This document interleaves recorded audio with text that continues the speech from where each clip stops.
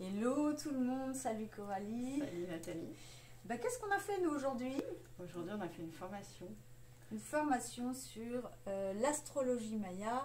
On a fait la formation avec Eric Jackson Perrin qui a écrit ce livre-là. Ouais. Et donc... Pourquoi on a fait cette formation en fait? Ouais, alors ça c'est encore une autre histoire. Mais parce qu'on a envie de... Parce que nous on aime bien apprendre à toujours plus se connaître. On est dans la connaissance de soi. Sur la connaissance de soi, sur notre chemin de vie. Et, voilà, ouais. Et apprendre à évoluer et à aller vers la meilleure version de nous-mêmes, je crois. Et puis aussi apprendre à essayer de guider aussi, enfin pour ma part, essayer de guider un peu les autres aussi, guider les sur, autres sur aussi, ce chemin, sur ce chemin vers eux, de retour à voilà. soi, au cœur de soi en fait. C'est d'aller au cœur de soi, à l'intérieur de soi, aller voir à la fois ce qui a été mis en lumière, mais aussi ce qu'on garde dans nos parts d'ombre et ce qu'on ne veut pas voir en fait. Voilà. Ça nous permet aussi d'aller voir ces parts-là, oui. Qui font partie de nous. Et donc ça nous permet aussi de... on a des défis à relever, parce que voilà, pour aller voir ces parts d'ombre, on se défie, on plonge dans nos peurs, on va voir... en fait, c'est une forme d'acceptation de notre humanité, quelque part. Ouais, de cette incarnation. De cette incarnation, voilà.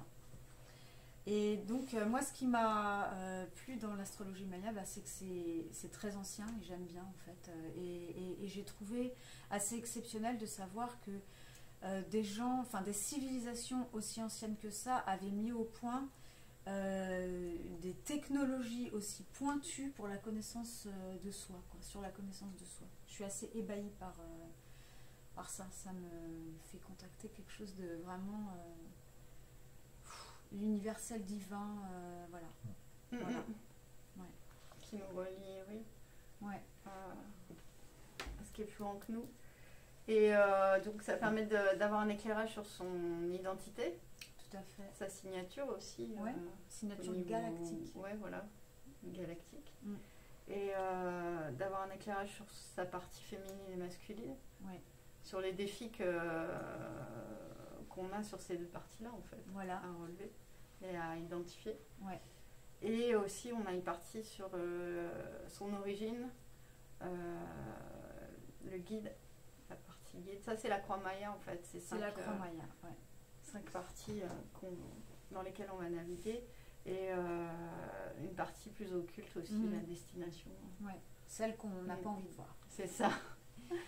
Et après, on a pris le chemin enchanté aussi. Voilà, donc après, il y a le projet de vie, donc le chemin enchanté. Ouais. Alors, c'est tout un chemin avec des maisons, ça ressemble un peu à l'astrologie en général. Maison 1, maison 2. Sauf que là, il y en a 13. Sauf que là, il y en a 13. Oui.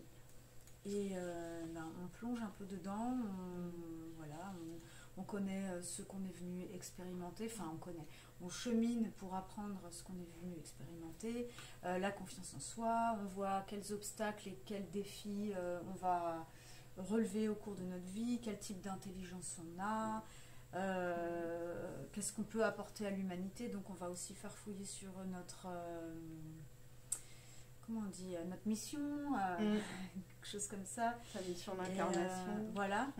Et puis aussi, on est allé explorer qu'est-ce que mes parents m'ont inculqué et donc m'ont obligé, quelque part, à développer, quelle qualité ils m'ont obligé à développer. Enfin bref, c'est vraiment, on est passé par plusieurs chemins, expression de l'identité profonde. Bon voilà, je vais peut-être pas toutes les citer si tu veux en dire. Non, c'est vraiment une belle découverte et... ouais, c'est un petit parcours au cœur de soi, vraiment vibratoire. On le ressent aussi. Ouais. Oui, c'est un parcours. Ouais, c'est un parcours. Ouais. Et on a aussi été voir, j'essaye de relire mes notes. Pas forcément facile. Ouais, il y a le château de la destinée. Ça, c'est incroyable, parce qu'ils ont mis au point un système de calcul pour qu'on aille voir des cycles qu'on répète 4 fois tout au long de notre vie, en fait. Et c'est juste incroyable à quel point ça correspond. Ouais, tous les 4 ans, voilà. il y a un regroupement de 4 énergies qui reviennent de manière cyclique. Et voilà, enfin, du coup, chacun, on se voit dans son unicité, on voit qu'on est différents. Enfin, Nathalie, elle n'a pas du tout les mêmes aspects que moi. Et non. Et on voit qu'on n'a pas les mêmes défis à relever et qu'ensemble, on est complémentaires aussi. Oui, voilà. C'est vraiment intéressant aussi de le faire avec ses proches. Et oui, il y a le Seigneur de la nuit. Donc, c'est la partie un peu plus sombre.